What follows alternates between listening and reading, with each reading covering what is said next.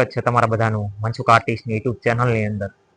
મિત્રો, આજે સરસ મજાનો એમ કહેવાય છે અત્યારે સાંજનો નજારો છે અને આ સરસ મજાનું વૃક્ષ ને આજે વૃક્ષની બાજુમાં આપણે એમ કહેવાય કે આજે આ તમારા બધાના પ્રયત્નોથી વૃક્ષની બાજુમાં વિડીયો ઉતારવાનું આજે પરિણામ મળ્યું છે. પરિણામ એટલે કે એવું કહીએ કે સરસ મજાનો એક સંદેશો આજે વિચાર તમારા સમક્ષ લઈને આવ્યો છું. એ માટે મનસુખ આર્ટિસ્ટ બોલે છે કે વિચાર જરૂરથી કરજો આ વિડીયો જોઈને પછી, અને વિડીયોને જેટલો બને એટલો શેર કરજો મિત્રો. ઘણો મિત્રો અત્યારે લોકોને પ્રોબ્લેમ એ છે કે એ વ્યક્તિથી બીજો કોઈ વ્યક્તિ આગળ જાય ને તો એમના સારું નથી લાગતું. કારણ કે એમને એમ થાય આ મારાથી કેમ આગળ વધ્યો, પણ આપણે એમ થાય કે આમને જવાબ શું આપીએ. પણ આપણે સાહેબ એ લોકોને ક્યારેય જવાબ નહીં આપીએ. આપણે એમને જવાબ નહીં આપીએ ને એ જ આપણા માટે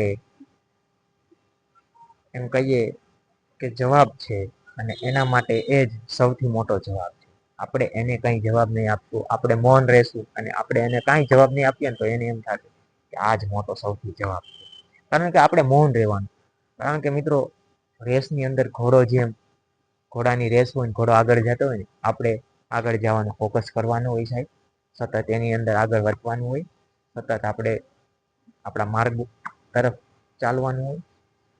કારણ કે આની પાછળ જવાબ દેવા પાછળ સમય બગાડશું ને સાહેબ તો એ વ્યર્થ જશે, એનું પરિણામ કઈ નહીં મળે અને ખોટે ખોટો આપણો સમય બગડશે.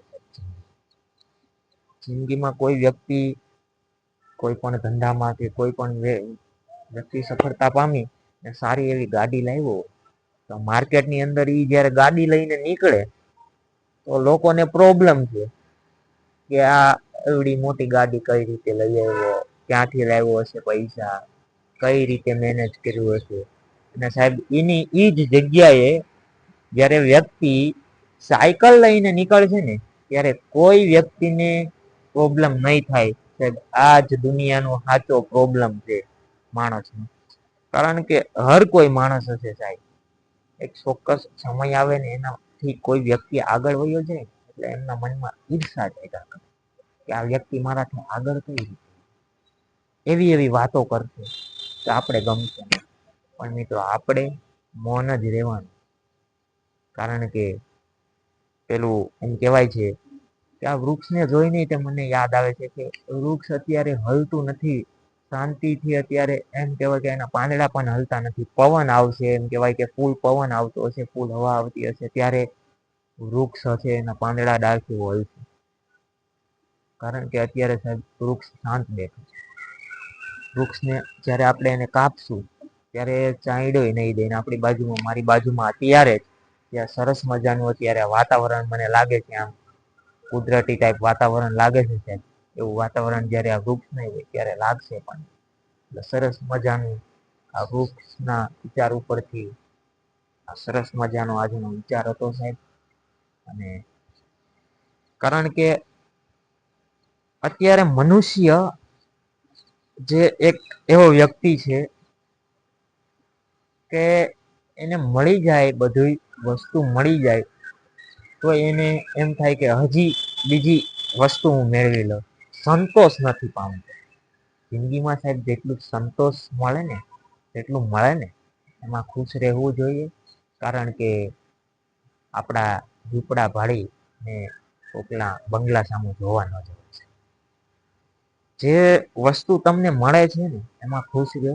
બીજા વ્યક્તિને મળતું હોય એ એમની મહેનત હોય, એ એમનો કઠોર પરિશ્રમ હોય ત્યારે એમને મળતું હોય. તો એમને મળે છે તો એમાં મારું કહેવાનો ભાવાર્થી મિત્ર ગણો કે એમાં આપણે ઈર્ષા ન કરાય, એમાં આપણે એમની વાતો ન કરાય. કારણ કે વાતો કરવામાં આપણી બે ચાર ઘટે છે, એમની નથી ઘટતી.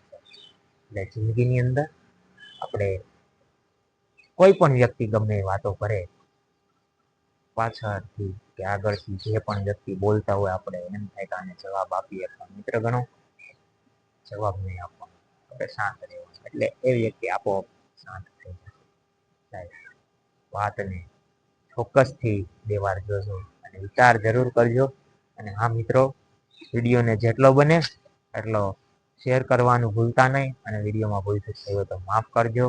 અને હા, જો હજી પણ તમે તમારા મિત્ર મનસુખ આર્ટિસ્ટ યુટ્યુબ ચેનલને સબસ્ક્રાઇબ ન કરી હોય તો સબસ્ક્રાઇબ કરતા જાજો.